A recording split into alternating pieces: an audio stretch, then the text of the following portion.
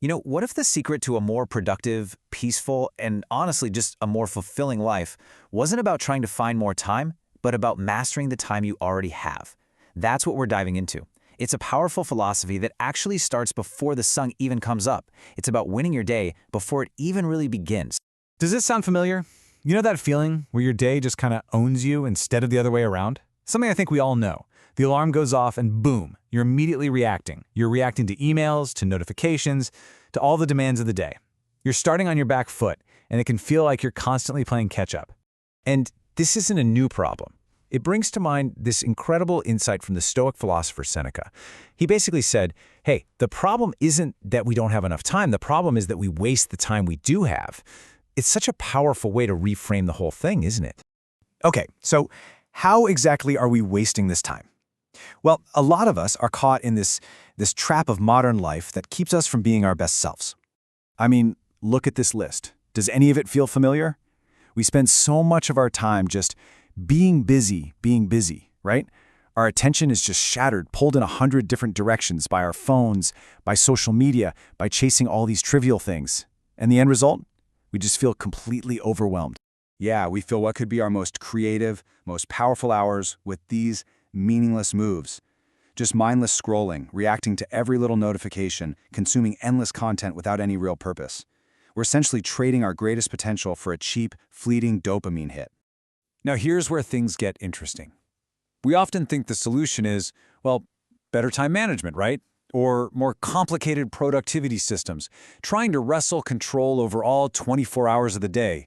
But what if that's completely the wrong way to look at it? What if the key to winning the entire day was just found in the quiet solitude of its very first hour? This is the big aha moment.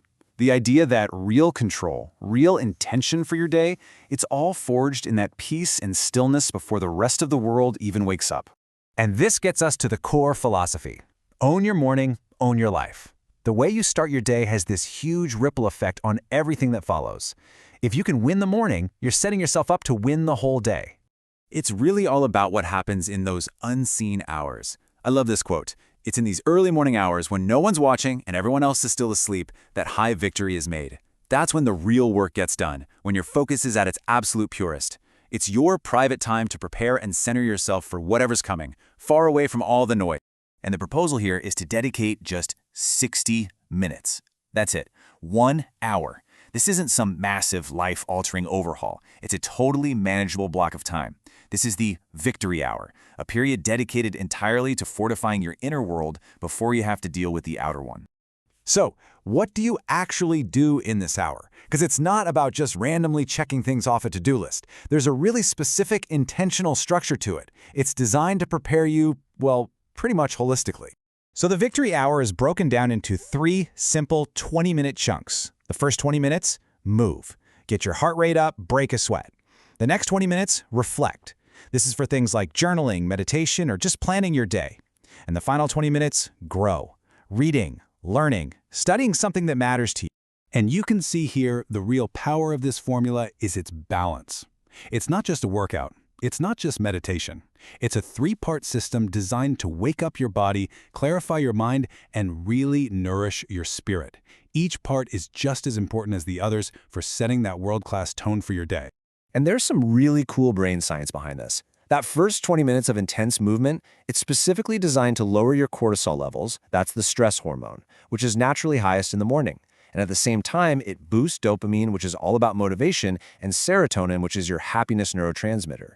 So you are literally changing your brain chemistry to beat fear and prime yourself for peak performance.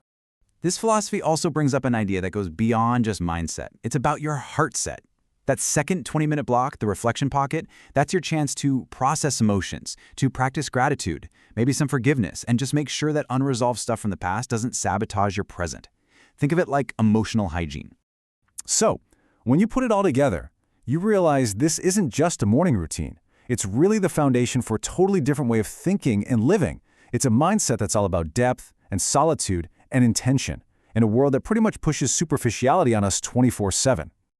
You know, Thomas Edison once said something like, "The best thinking has been done in solitude. The worst has been done in turmoil." And that's so true, right? The quiet of the early morning gives you that solitude you need for deep thinking, for creativity, for real problem solving. By carving out that time, you're basically escaping the turmoil that kills real progress. And this mindset can actually ripple out into your entire life, with this idea of using your joy as a GPS. It's about consciously choosing the people, the activities, and the places that energize you and make you feel truly alive, and then navigating away from the things that drain you. Simple as that. So ultimately, this presents us with two different paths. There's life by default, where you're just reacting to the day, constantly distracted, living in complexity. And then there's life by design. This is where you intentionally set your own tone, you cultivate focus, and you live with a kind of powerful simplicity. You stop being a victim of your day, and you become its architect.